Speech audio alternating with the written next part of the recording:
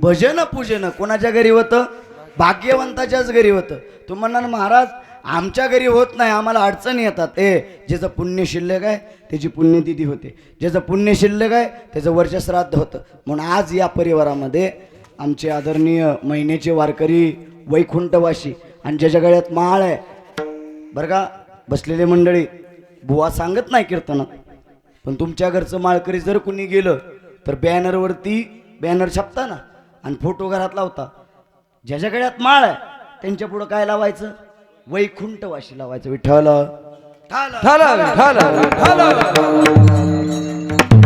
का लावायचं सांगतो तुम्हाला. माळकऱ्याचा अधिकार तेवढा आहे. तुळशी माळ गळा गोपी चिंतन टिळा हृदयी कळवळा वैष्णवांच्या. माळकरी जेवढा भाग्यवान आहे ना तेवढं या पृथ्वीतलावरती भाग्यवान कोण नाही. असू द्या. वैकुंठवासी हरिभाऊ सदाशिव गिड्डे यांच्या वर्षश्राद्धाच्या निमित्तानं, प्रथम पुण्यस्मरणाच्या निमित्तानं, त्यांच्या पश्चात त्यांच्या पाठीमागं जनाबाई हरिभाऊ गिड्डे, त्यांचे चिरंजीव अंकुश हरिभाऊ गिड्डे, त्यांचे दुसरे चिरंजीव जितेंद्र हरिभाऊ गिड्डे, मंगल अनिल पुणेकर, कुसुम सुरेश शितोळे, सुजाता सुनील मुळीक आणि सविता शिवाजी घोलप असा सुंदर परिवार आहे. 4 मुली 2 मुलं आहेत. कशी काळाची चाहूल आली बाग सुखाची करपून गेली, कस विपरीत घडलं सार होता सोन्याचा संसार. राजा राणीचा दरबार चिमन पिलांनो कुशीतया धरीन तुम्हावर माया, काळ जातल्या ममतेची करीन तुम्हावर छाया. काय मागाव मी देवा घर सुखात माझ ठेवा, करी जीवनाचा उद्धार होता सोन्याचा संसार.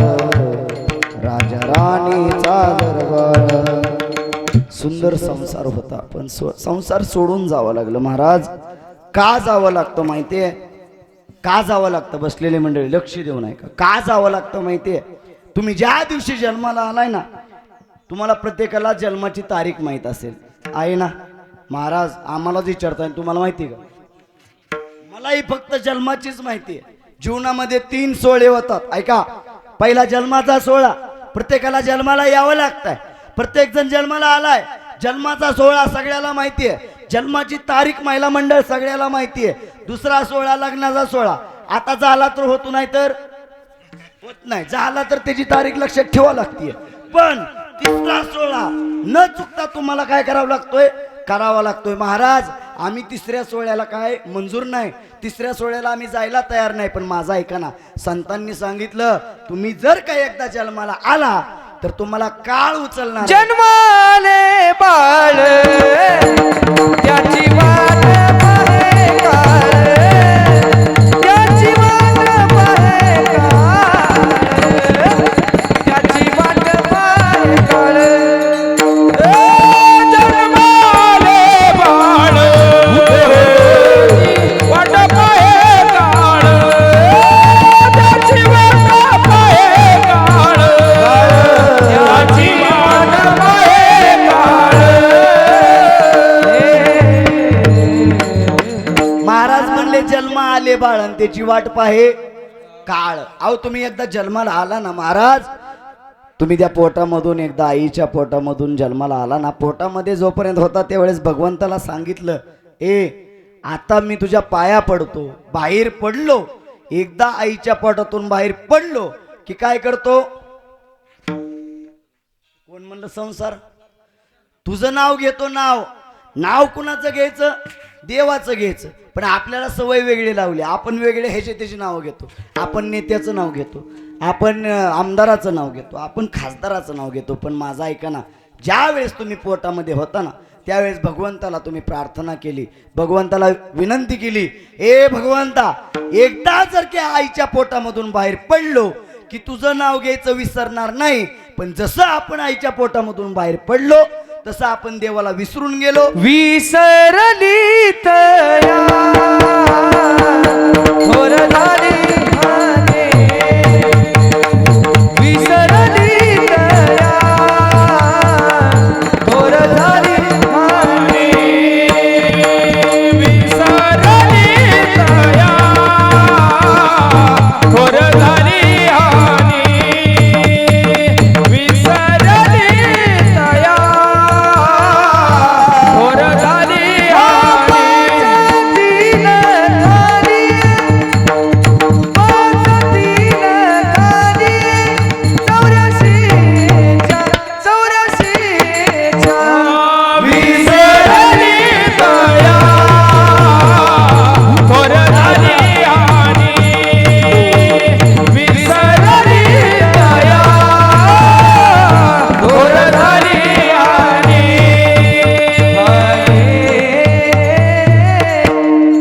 महाराज म्हणले विसरली तया थोर झाली हानी पचतीनं खाणी 84 बसलेली मंडळी, महिला मंडळ, पुरुष वर्ग, तुम्हाला प्रश्न पडला असेल. बुवानी जसं कीर्तन चालू केलं तसं बुवा मरणाचं सांगायला लागलं. वर्षश्राद्धाचं कीर्तन का ठेवायचं माहितीये का आबा? वर्षश्राद्धाचं कीर्तन का ठेवायचं माहितीये का? आपल्या शेजाऱ्यांनी मोठं घातलं म्हणून ठेवायचं नाही. आपल्या शेजाऱ्यांनी मोठा बुवा आणला म्हणून आपण बुवा आणायचा नाही. वर्षश्राद्धाचं कीर्तन का ठेवायचं? मंडपामध्ये जी लोक बसलेत त्यांना कळावं आपल्यामधून एक देह निघून गेलाय. काही दिवसाने आपल्याला सुद्धा असंच जायचंय आणि आपण गेल्यानंतर हा सोहळा, हा मंडप, हा पिकरवाला आणि हा बुवा कीर्तनाला येणार आहे. विठाला कळावं म्हणून कीर्तन असतं. वर्षश्राद्धाचं कीर्तन लय काय कशासाठी नसतं. तुम्ही यावं आणि इथं आल्यावर तुम्हाला अन्नदान घालावं आणि तुम्ही इथं पाहुण्याला म्हणा वा वा वा काय कार्यक्रम केला, कसला बुटका बुवा आणला होता काय. ह्यासाठी कीर्तन नाही. कीर्तन चांगल्यासाठी, कीर्तन तुमच्या उद्धारासाठी. कीर्तन दुसऱ्यांनी मोठं ठेवलं म्हणून आपण ठेवायचं नाही. कीर्तन का ठेवायचं? आईवडिलाच्या उपकारातून उतराय होण्यासाठी. ज्यांनी तुम्हाला जन्म दिला, ज्यांनी तुम्हाला लहानाचं मोठं केलं, ज्यांनी तुम्हाला शाळेत पाठवलं, ज्यांनी तुम्हाला शिक्षण दिलं, ज्यांनी तुमचं डोक्यावरती काय घेतलं, वजं घेतलं, अशा आईवडिलाच्या उपकारातून उतराय होण्यासाठी केलेला हा तास म्हणजे वर्षश्राद्ध. विठाल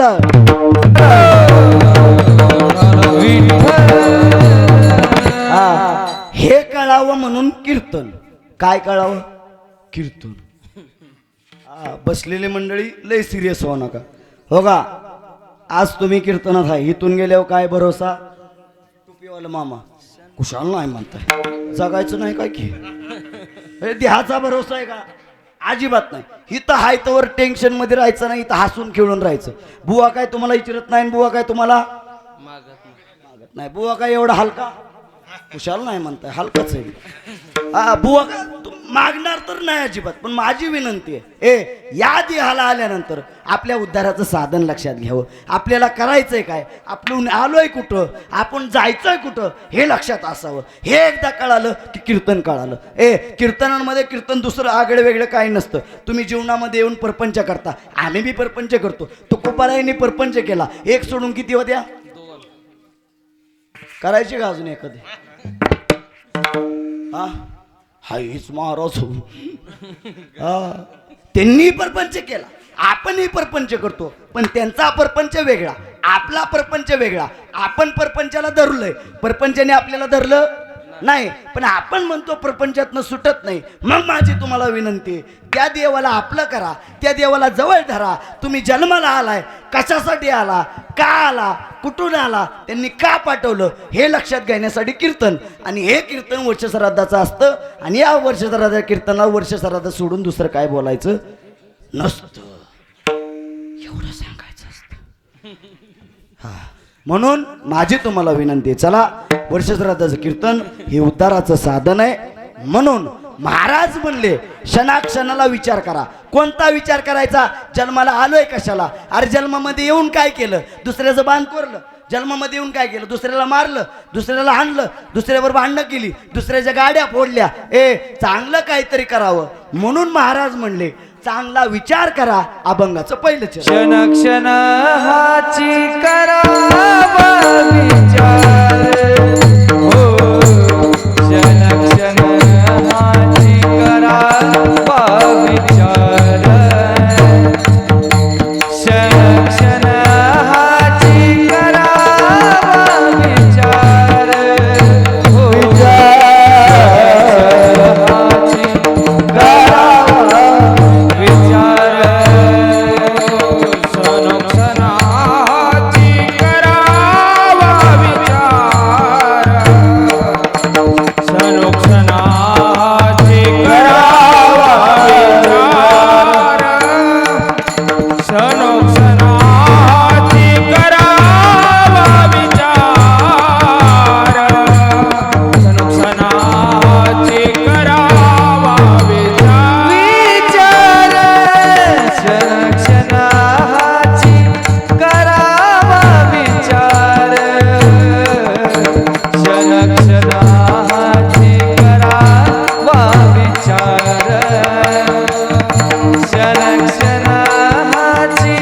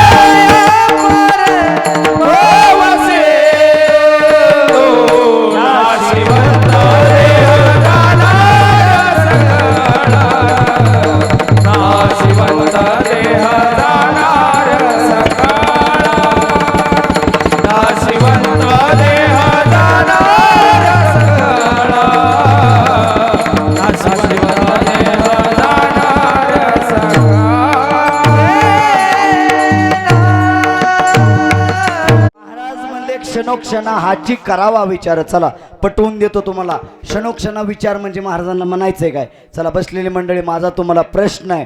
तुमच्या गळ्यामध्ये 2 तोळ्याची साखळी, सोन्याची साखळी आहे. नजर कोणाची? कोण म्हणलं बुवाची? चोराची नजर. आणि तुमच्या गळ्यामध्ये तुळशीची माळ आहे अध्यक्ष. नजर कोणाची? देवाची. मग तुकोबाराय म्हणले हाच विचार आपल्याला करायचा आहे. जर का सोन्याची माळ घालून चोराची नजर आपल्यावरती असेल तर पवित्र तुळशीची माळ आपल्या गळ्यामध्ये असावी, हा विचार आपण करावा. पण ज्यांच्या गळ्यामध्ये माळ आहेत त्यांनी हातवर करा. बुवा काय प्रश्न विचारताय? नाही नाही, चला हा विचार तुकोबारायांनी आपल्याला सांगितला. हा विचार तुम्ही आम्ही करावा.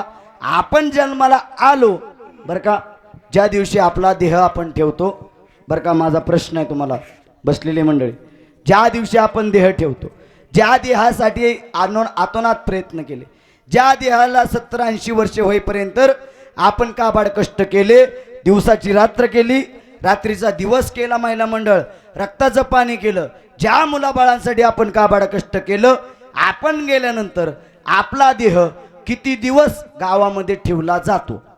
2 तास. किती तास? 2-2.5 तास. चला मग माझा प्रश्न आहे, तुम्हाला जी गाडी फॉर्च्युनर, इनोवा, इर्टिगा, ज्या गाड्या आहेत त्या गाड्या तुम्हाला, ज्या गाड्यांमध्ये तुम्ही 4 चाकीमध्ये फिरता, तुम्ही ज्या दिवशी देह ठेवता त्या दिवशी किती चाकी? 4 खांद्याची 4 चाकी. 4 खांद्याच्या 4 चाकीवर जायचं.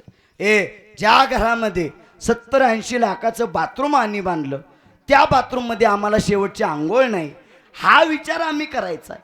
हा विचार आम्हाला करायचा आहे. म्हणून तुकोबाराय म्हणले क्षणोक्षणा हाची करावा विचार आणि तरावया पार भव सिंधू. माझा एका बसलेले मंडळी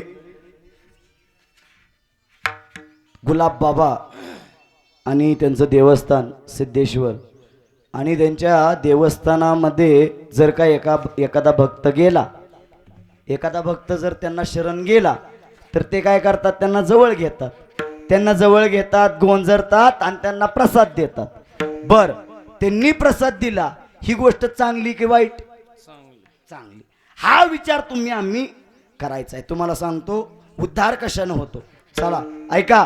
एकनाथ महाराजांपाशी एक मुलगा गेला. आईला म्हणत होता मला पुरणपोळी खायची, पुरणपोळी खायचे, पुरणपोळी खायचे, पुरणपोळी खायचे.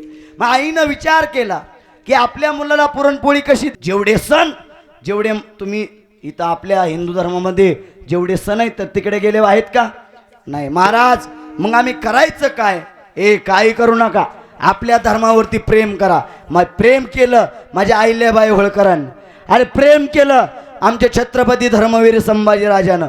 अरे शरीर त्यांचं सोललं, त्यांनी अंगातून रक्त काढलं, अरे डोळे काढले, चमडे काढले, नख काढली, त्यांचे डोळे घालवले, सगळं केलं, रक्ताची लाई लाई करून सोडलं, तरी धर्म बदलला का? नाही बदलला. आज आम्हाला कुणी थोड्या पैशाची लालच दिली, 10-5 लाख रुपये देतो म्हणलं की आम्ही धर्म बदलाय तयार होतोय.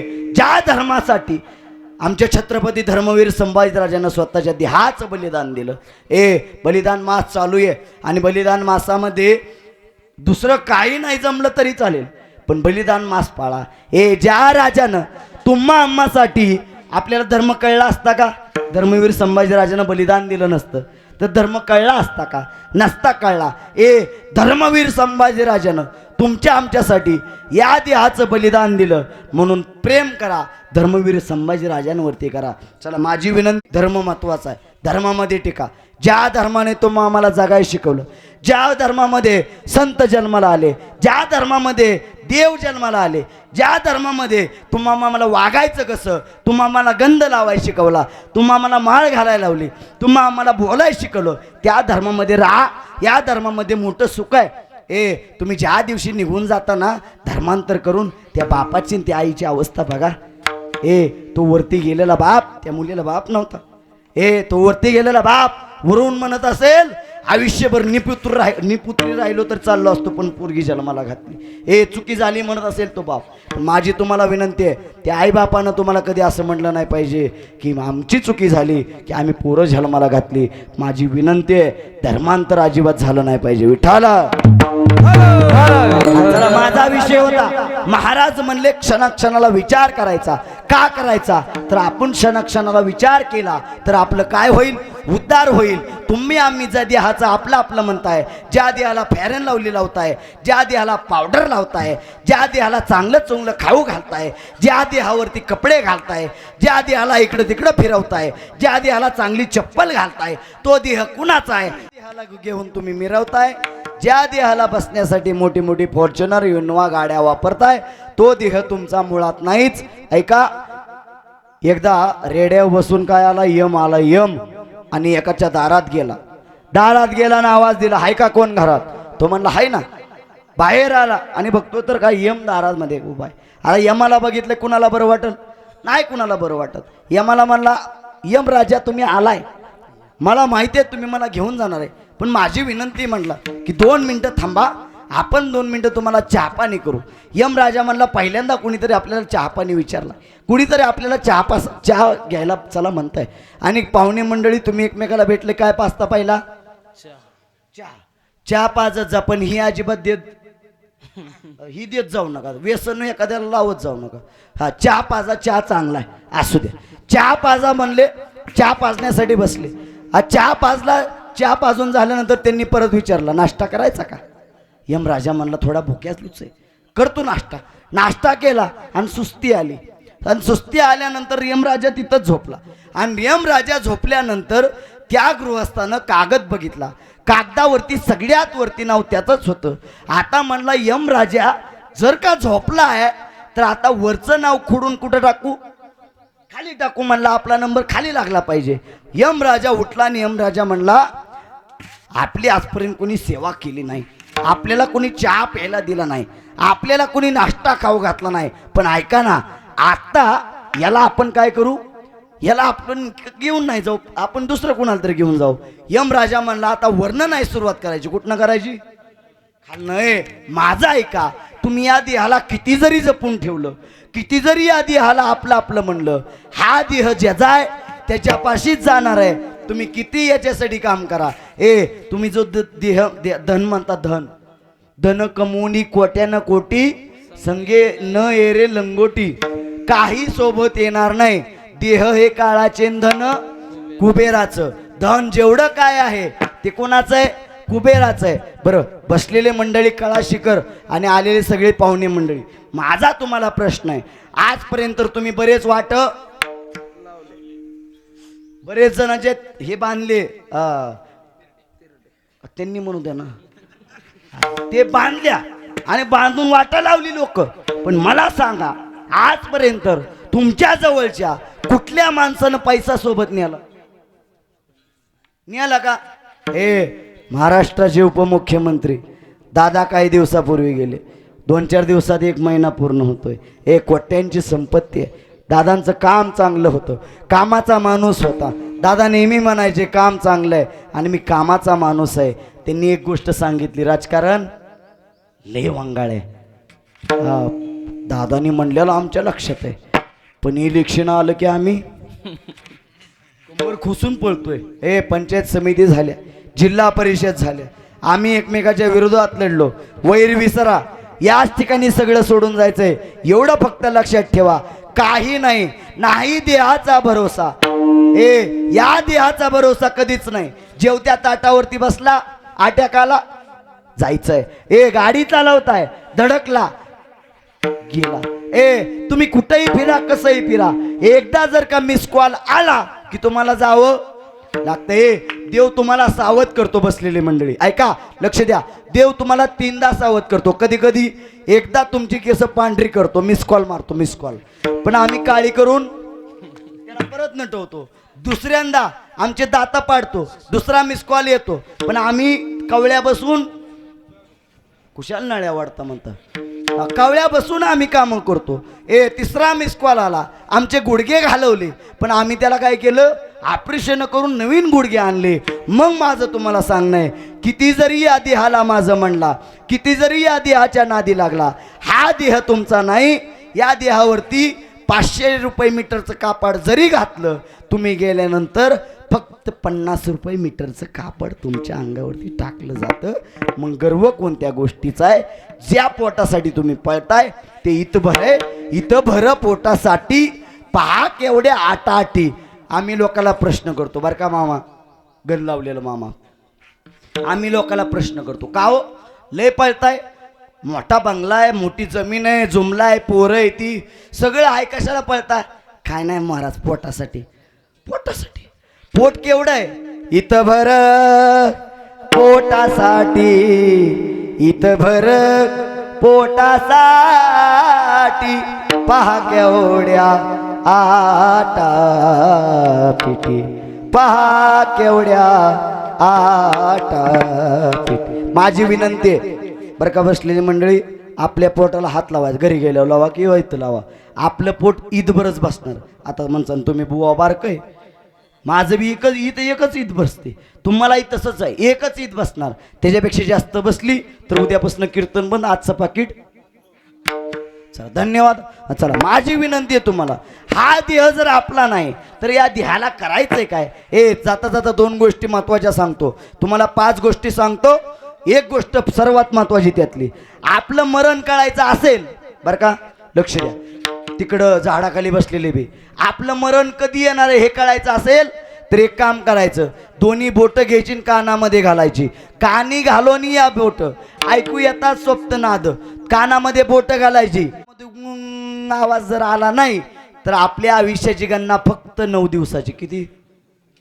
आता नका कानात बोट घालू, घरी गेल्यावर दोन्ही कानामध्ये बोट घालायची. दोन्ही कानामध्ये आवाज जर आला नाही तर समजून जा 9 दिवसात रामनाम. पुढं ऐका, आपल्या डोळ्यांना काय करायचं? आपल्या भुवया बघायच्या.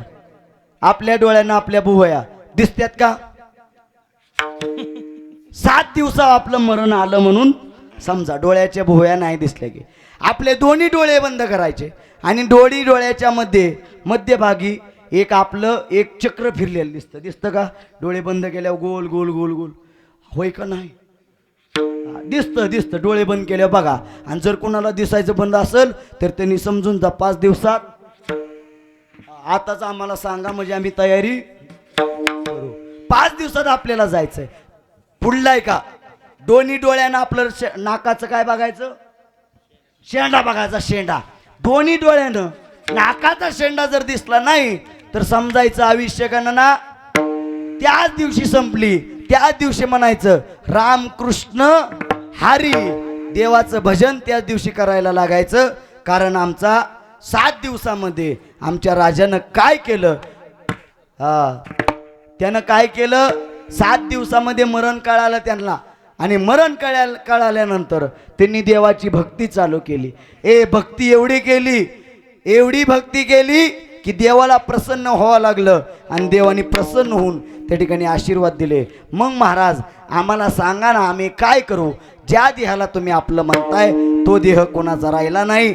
आमदार गेले, खासदार गेले, पंतप्रधान गेले, राजीव गांधी गेले, आमचे अटल बिहारी वाजपेयी गेले, आमच्या इंदिरा गांधी गेल्या, सगळे जर गेले तर माझीच विनंती तुम्हाला, तुम्ही या देहाचा काही जास्त गर्व करू नका. जोपर्यंत राहात प्रत्येकाशी प्रेमाने बोला, प्रेमाने वागा. महाराज सुद्धा म्हणले हा देह दुसऱ्याचा आहे. या शरीराची काय होणार आहे? माती होणार आहे. माती होणार आहे तर या शरीराच्या मातीचं काय घेऊन बसला? सगळंच इथं ठेवायचंय. शरीराची होय माती, शरीराची माती होणार आहे. शरीर जायाचे ठेवणे, शरीर सगळं इथं ठेवायचंय. मग माझे तुम्हाला नरदेह दुर्लभ झाला, नरदेह दुर्लभ झाला, नरदेह दुर्लभ झाला, नरदेह दुर्लभ झाला. शतवर्षाची गणना, शतवर्षाची गणना, शतवर्षाची गणना, शतवर्षाची गणना. त्यामध्ये दुःख यातना, त्यामध्ये दुःख यातना, त्यामध्ये दुःख यातना, त्यामध्ये दुःख यातना. तुम्ही अनोळ मधुसूदन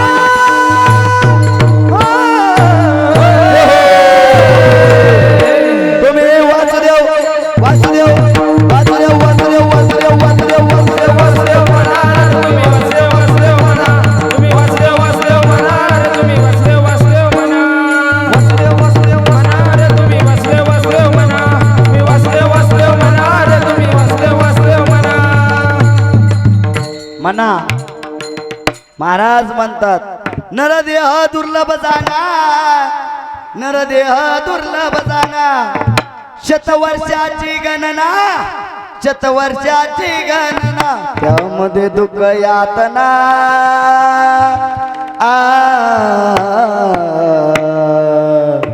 तुम्ही वासुदेव वासुदेव. महाराज म्हणले लक्षात घ्या, पहिलं किती वर्ष आयुष्य होतं? 1,00,000 वर्षाचं आयुष्य होतं. त्याच्यावरला एक शून्य निघाला. 10 वर्षाचं आलं त्याच्यावरला एक शून्य निघाला. 1000 वर्षाचं आलं त्याच्यावरला एक शून्य निघाला. आता किती? शतवर्षाची गणना. आता त्याच्यावरला जर शून्य निघाला, 10 वर्षामध्ये जन्माला यायचं कधी, बालपण कधी करायचं आणि तरुणपण कधी करायचं, लग्न कधी, म्हातारपण कधी. माझी विनंती आहे, देवाला प्रार्थना करा, देवा ह्याच्यावरला एक शून्य काढ नको, म्हणजे झालं. म्हणून माझी तुम्हाला विनंती आहे, तरावया पार भव सिंधू, नाशिवंत देह जाणार सकळ, आयुष्य खातो काळ सावधान. मी म्हटलं भजन करा. आज गाडगे बाबांची देखील पुण्यतिथी आहे, बरोबर का नाही? गाडगे बाबांची पुण्यतिथी आहे. आणि हे घर गेले कित्येक वर्ष झालं गुलाब बाबांची, सिद्धेश्वर बाबांची काय करतं? सेवा करतं. दोघांचं एकच भजन आहे.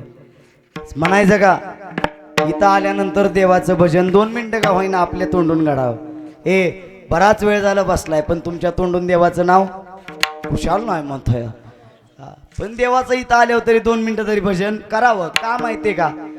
कलियुगी उद्धार हरीच्या नामे, कीर्तनाचं अंग कीर्तनाचं अंग हो, या अंग हरिरूप. कीर्तनामध्ये आलं की काय वाटतं? बरं वाटतं. बरं, कीर्तनामध्ये मगाच्यापासून पाटील मोठ्या मोठ्याने चाल म्हणतायत, भारी चाल का गोड वाटते ना कानाला. आणि डीजेच्या पुढे गेल्यावर बरं वाटतं का? नाही बरं वाटतं. म्हणून इथं आल्यानंतर बरं वाटतं. कीर्तनामध्ये बसत जा, कीर्तनामध्ये ऐकत जा. चला मोठ्या प्रेमाने एकदा भजन करायचं. हा, टाळी वाजून करायचंय. गोपाला गोपाला देव नंदन गोपाला, गोपाला गोपाला देवकी नंदन गोपाला, गोपाला गोपाला देवकी नंदन गोपाला, गोपाला खाली बसलेली म्हणा. आवाज तुमचा येत नाही, जेवण झालं नाही काय की. गोपाला गोपाला देवकी नंदन गोपाला,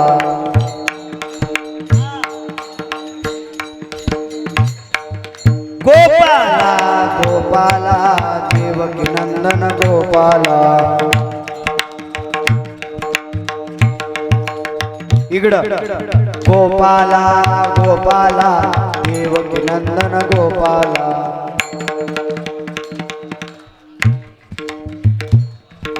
गोपाला गोपाला देवकी नंदन गोपाला.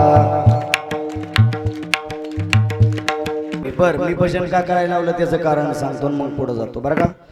भजन का करायला लावलं? संतांनी लिहिलं, कामामध्ये काम, काही म्हणा राम राम.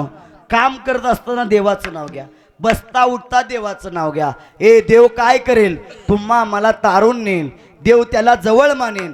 म्हणून माझी विनंती, देवाचं नाव घ्या, देवाचं भजन करा. झालंय माझं कीर्तन. शेवटचे 15 मिनिटं मला तुम्ही या ठिकाणी द्या. आज एका बापाचं वर्ष श्राद्ध आहे. या 4 मुलींच्या आयुष्यातून बाप निघून गेलाय. या 2 मुलांच्या आयुष्यातून बाप निघून गेलाय. आबांच्या आयुष्यातून बाप निघून गेलाय. बापाचं प्रेम असतं काय? खरं सांगू तुम्हाला, आपल्यावरती बाप जेवढं प्रेम करतो ना,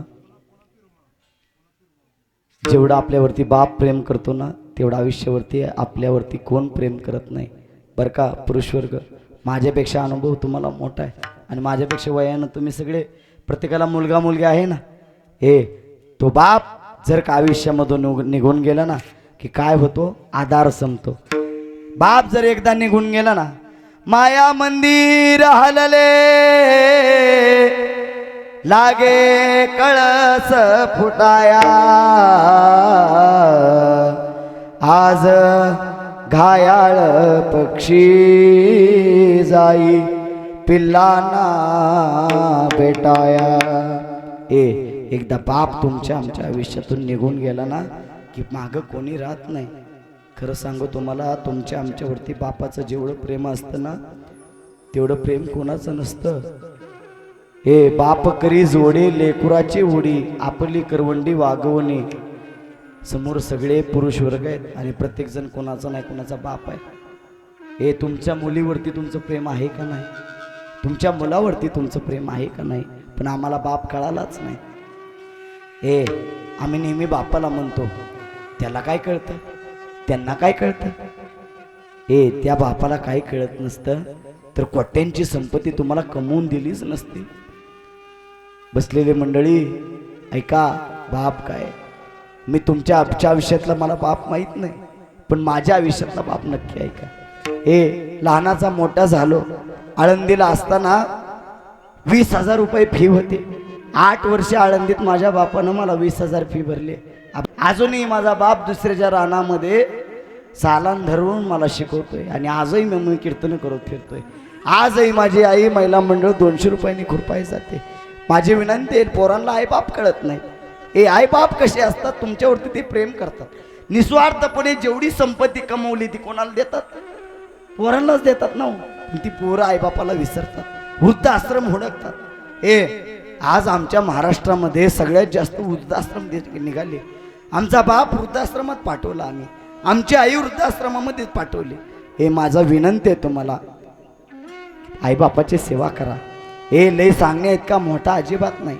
पुंडलिके काय केले, परब्रह्म उभे केले. ज्या देवाची सेवा आपण करतोय ना, पांडुरंगाची, तो पांडुरंग आईबापाच्या सेवेमुळे उभा आहे. हे पुंडलिकानं काय केलं, आईबापाची सेवा केली आणि आईबापाची सेवा करून पुंडलिकानं देवाला उभं केलं.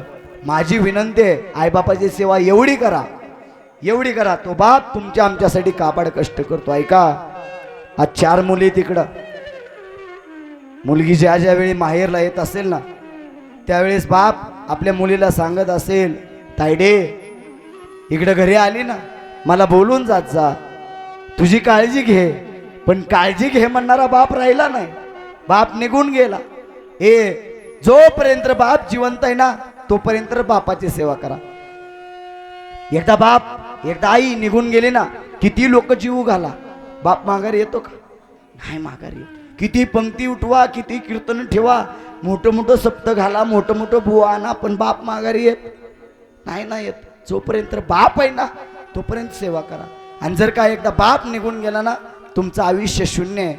बाप स्वाभिमानी बाळा त्याचा कणखर कणा, त्याच्या हृदयात सुद्धा लाजाळूची संवेदना, त्याची पहाडाची छाती, त्याच हृदय गुलाब, त्याच्या घामाच्या थेमाना हिऱ्या मोत्याचा रुबाब. बाप तलवार ढाल, बाप पेटती मशाल, बाप जागतो म्हणून घर झोपत खुशाल. हे आमच्या घरामधला बाप 70-80 वर्षाचा बाप असू द्या, घरामध्ये टिकून बसलेला असू द्या, आणि त्या बापानं आपल्या पोराला सांगावं, मी तुझ्या महाग आहे, तू चल पुढं. तो म्हणणारा सुद्धा बाप हवाय. एकदा जर आयुष्यामधून बाप निघून गेला ना, तर काही राहत नाही. माझ्या डोळ्यातली हसवत कुणी मायेनं पुसताना, उरी उंदका दाटोया गोष्ट बापाची सांगताना. त्याच्या फटक्या सजऱ्याला किती ठिगाळ जोडलेली, उभ्या आयुष्याला त्यानं कशी कातर लावलेली. मला कसस होत या कुणी बाबा म्हणताना, उरी हुंदका दाटोया गोष्ट बापाची सांगताना, गोष्ट बापाची सांगताना. हे तो बाप आम्हाला कळाला नाही. परवाच्या दिवशी रील बघत होतो, इंस्टाला रील आहे, आणि ती रील बघता बघता एक मुलगी आपल्या बापाला हाणत होती. बापाला मुलगी हाणते. कलियुग आहे, आणि कलियुगामध्ये काय होईल सांगू शकतो. ज्या बापाचा आपल्या मुलीवरती प्रेम आहे, मी मगाशी सांगितलं तुम्हाला, हिंदू धर्म का टिकवायचा, हिंदू धर्मामध्ये का राहायचं, याचा थोडा भिकू कमी करतात. ऐका, का का काय ऐकायचं बापाचं माहिती आहे का? काय ऐकायचं? बाप तुम्हाला स्थळ हुडकताना कसं हुडकतो? चांगलंच हुडकतो ना. कधी बापाला असं वाटत नाही माझ्या मुलीचं वाटोळं व्हावं, पण आम्ही वेगळ्याच ठिकाणी नादाला लागतो आणि आमच्या जीवनाचं वाटोळं करून घेतो. ऐका ना, तो बाप तुमचं लग्न जमल्यापासून लग्न होईपर्यंत काबाड कष्ट करतो, बँडवाल्याचं पाय धरतो, कार्यालयवाल्याचं पाय धरतो, मांडवावाल्याचं पाय धरतो, घोडवाल्याचं पाय धरतो. तो बाप सगळ्याला काय करतो? समजून घेतो. झालवाल्याला विनंती करतो, सगळं काय विकत आणतो, सगळं काय उदार पादार आणतो, आपल्या मुलीचं लग्न लावून देतो. मग माझं ऐका ना, तो बाप तुमच्या आमच्यासाठी काबाड कष्ट करतो. लग्नाच्या दिवशी आई 3 साड्या बदलते दिवसातून, बरोबर का? पण बाप दिवसभर एकदा घातलेले कपडे बाप कधी बदलत नाही. आई असा बाप असतो. तो बाप तुमच्या आमच्यासाठी काबाड कष्ट करतो. त्या बापावरती प्रेम करा. तव मला बाप माझा डोंगरा वाणी वाटला, आयुष्यभर नशिबाशी झटला, आयुष्यभर नशिबाशी झटला. तवा मला बाप माझा डोंगरा वाणी वाटला. दारिद्र्याच्या जखमा कष्टाने भरीत राहिला, तळहाताचा पाळणा करोनी कष्ट करीत राहिला. ऊन वारा पाऊस त्यानं अंगावरी झेलिला, अंगावरी झेलिला. आयुष्यभर नशिबाशी झटला, तवा मला बाप माझा डोंगरा वाणी वाटला. तो बाप तुमच्या आमच्या आयुष्यामध्ये जोपर्यंत आहे तोपर्यंत तुम्हाला सुख आहे. असं सुख पाहिजे असेल तर आईबापावरती प्रेम करा.